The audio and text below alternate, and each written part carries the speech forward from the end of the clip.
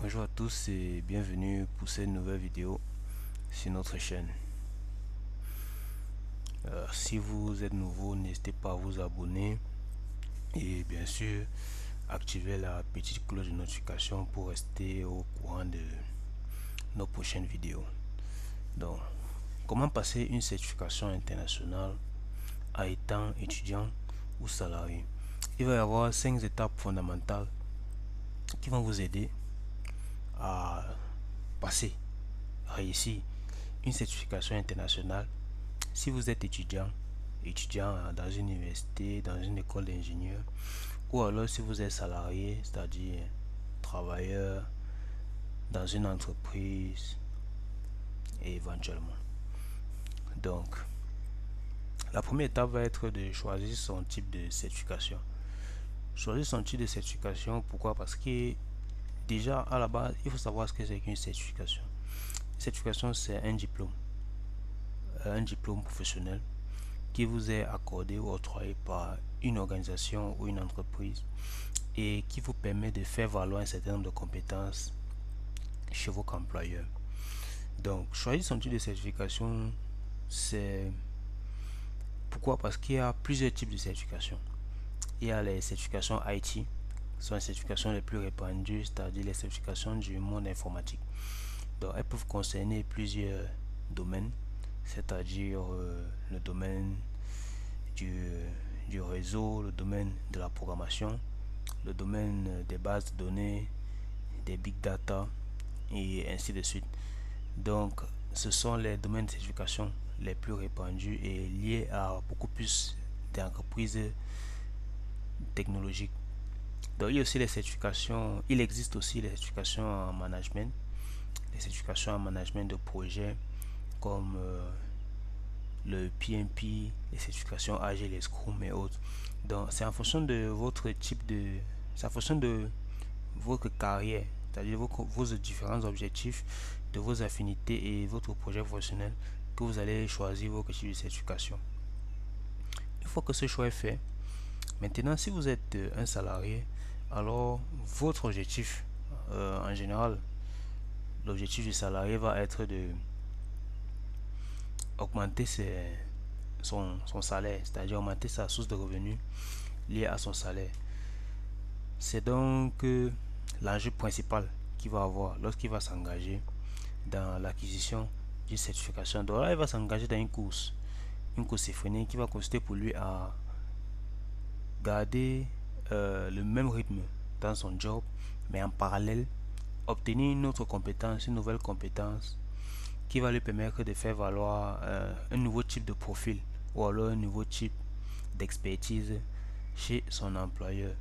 À partir de là où il aura donc obtenu cette certification internationale, il pourra donc être appelé à occuper de nouvelles fonctions dans son entreprise et à appeler à avoir plus de responsabilités.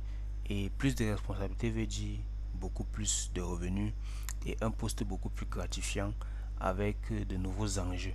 Donc, c'est donc ça les enjeux pour les salariés. Concernant les étudiants maintenant, l'étudiant va avoir pour principal enjeu de d'avoir un projet professionnel qui va cadrer avec sa certification. Pourquoi? Parce que un étudiant ne va pas être dans un domaine et choisir une certification professionnelle qui a trait à un autre domaine. Parce que à partir de là, son projet professionnel peut manquer de cohérence. Donc pour une cohérence dans le projet professionnel, l'enjeu pour l'étudiant va donc être de choisir une certification qui va cadrer avec son projet professionnel et lui permettre de se positionner au niveau de ses études afin d'augmenter ses compétences, son background pour mieux affronter plus tard le monde des entreprises. Donc à partir de là, il va donc falloir pour l'étudiant concilier les études et la préparation à une certification. En troisième étape, nous avons l'organisation et la planification. Donc pour réussir un parcours dans un objectif d'obtenir une certification internationale, l'organisation c'est la base en fait. C'est l'organisation qui va permettre à l'individu d'obtenir la discipline nécessaire et d'avoir une marche à suivre qui est assez objective dans l'atteinte de l'objectif. Donc il va donc falloir pour l'étudiant ou alors le salarié définir concrètement comment il va planifier son temps et comment il va organiser son temps au fil des journées.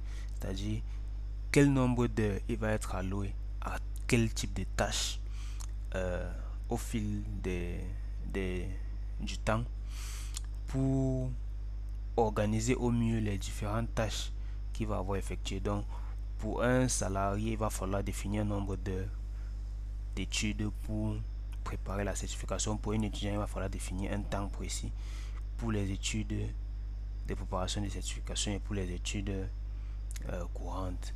Donc une fois que cette organisation et cette planification a été effectuée de cette façon, il va falloir choisir un endroit pour travailler, un lieu de travail propice au développement des compétences qui vont être apprises lors de la préparation de l'examen. Donc à partir de là, donc, il va nous falloir s'organiser pour étudier, s'organiser pour prévoir le temps qu'il faut et développer également en parallèle des astuces qui vont permettre de toujours se rappeler comment on a fait cette planification et cette organisation. En bonus de cela, il va falloir savoir comment fonctionne le cerveau, parce que connaître comment fonctionne son cerveau permet de savoir comment retenir au mieux les informations, et à partir de là on peut travailler un minimum de temps possible en retenant un maximum d'informations. La quatrième étape va être de passer à l'action et étudier concrètement. Donc là ça va être une longue marche, un long chemin dans lequel il va falloir être persévérant et entreprenant, surtout aussi très concentré et avoir aussi de l'ardeur à la tâche pour pouvoir atteindre l'objectif de certification que nous nous sommes fixés. Donc néanmoins, lorsque nous commençons à passer à l'action et lorsque nous étudions, nous pouvons être sujets à des imprévus et de façon générale ça arrive. Il va donc être question pour l'étudiant ou alors le salarié de gérer efficacement ces imprévus qui vont se présenter à lui au quotidien.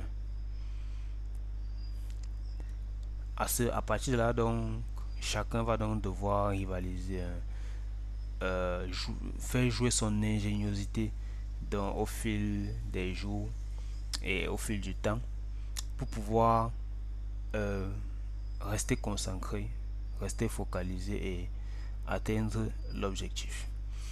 La cinquième étape va être se préparer concrètement à l'examen.